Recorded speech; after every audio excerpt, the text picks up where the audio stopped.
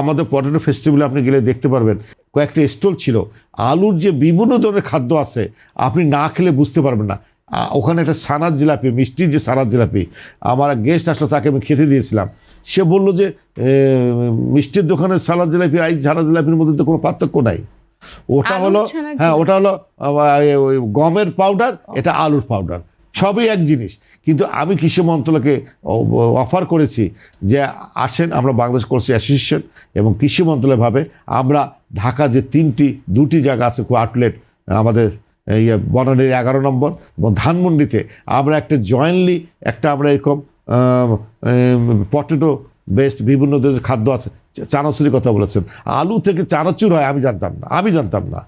হ্যাঁ, আলু থেকে মিষ্টি হয়, বিভিন্ন প্রকার মিষ্টি হয়, আলুর চপ হয়, আলুর সিঙ্গারা হয়, রকমারি খাওয়া সেখানে ছিল।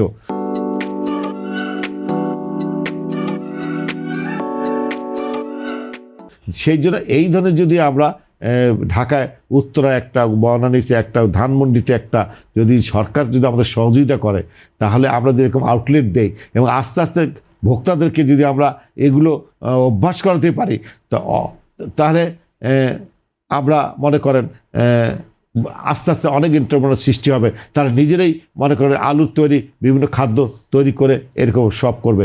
যেমন আমাদের মাননীয় বাণিজ্য উপদেষ্টা মহোদয় ক্লোজিং সেরেমনিতে গিয়েছিল, উনি বিক্রমপুর মাল্টিপারপাস এই ফ্লেক্স ইন্ডাস্ট্রি যে বলেছেন, আপনি এই ফ্লেক্সগুলোকে আমাকে দেন, আমি টিসিবির মাধ্যমে এগুলো বিক্রি করব, আমি 3 বছর বিক্রি করব। বিক্রি করার পর মানুষের যখন এটা দিয়ে সকালে নাস্তাতে যখন পানি দিয়ে করে খাবে, তখন পটেটো ভোক্তাই তখন আর বিভিন্ন দোকানে যে খুঁজবে যে পটেটো ফ্লেক্স কোথায় আছে। তো এইভাবে যেমন আমরা গল্প শুনি, ব্রিটিশরা বিনা পয়সা চা খাওয়াতো, আজকে আমরা প্রতিবর্তী চা খাই পয়সা দিয়ে, অনেক টাকা খরচ করে চা খাই।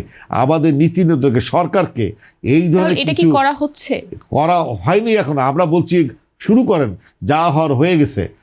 আমরা এই যে উনি আমাদের সেমিনারে গিয়েছিলেন, কথা বলেছেন, ওনার মতো অনেক অর্থনীতিবিদ গিয়েছেন, বিভিন্ন শিক্ষক এসে গবেষক গিয়েছিলেন।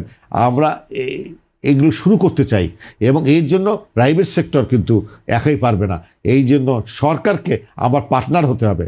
আর যেটা পার্টনার হতে পিপিপি বলি, যে পাবলিক প্রাইভেট পার্টনারশিপ, মানে শুধু ব্রিজ কিংবা ফ্লাইওভার বা এক্সপ্রেসওয়ে না।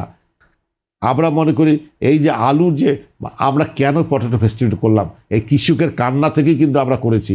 আমরা এই থেকে উত্তরণ, আপনি বলছেন এতে উত্তরণ উপায় কী, এই উত্তরণে অনেকগুলো আমি কথা বললাম। এবং সরকার যদি বাণিজ্য মন্ত্রণালয়, কৃষি মন্ত্রণালয়, একটি মনে ঢাকার আউটলেটে, এবারে 3টা যে আমি কথা বলা আউটলেটে একটি যদি দোকান আমাদেরকে নিয়ে দেয়, আমাদের অনেক ক্ষুদ্র মাঝারি এন্টারপ্রেনার আছে, নারী উদ্যোক্তা আছেন আমাদের কাছে, তারা এগুলো চালাবে, আমরা কোনো মালিকরা চালাবো না। আমরা তাদেরকে সকল ধরনের সহযোগিতা করব।